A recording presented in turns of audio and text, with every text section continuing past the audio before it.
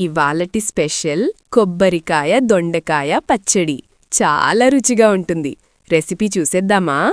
దొండకాయలను తీసుకుని కట్ చేసి పెట్టుకోండి. కడాయిలో ఆయిల్ వేసుకుని వేరుశెనగ గుళ్ళు, పచ్చిశనగపప్పుని వేసుకుని బాగా ఫ్రై చేసి మిక్సర్ జార్లోకి తీసుకోవాలి. అదే కడాయిలో వెల్లుల్లిపాయలు, పచ్చిమిరపకాయలను వేసుకుని ఫ్రై చేసుకుని మిక్సర్ జార్లోకి తీసుకోవాలి. అదే కడాయిలో టమోటోలను మరియు రుచికి సరిపోయినంత చింతపండును వేసుకుని బాగా మగ్గించాలి.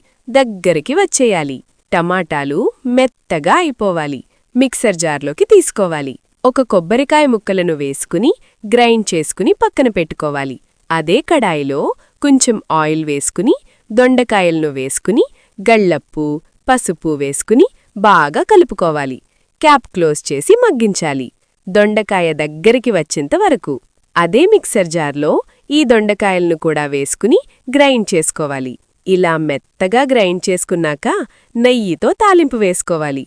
తాలింపులో కొంచెం ఇంగువను వెయ్యండి. టేస్ట్ బాగుంటుంది. వీడియో నచ్చితే లైక్, సబ్స్క్రైబ్ చేసుకోవచ్చు కదా.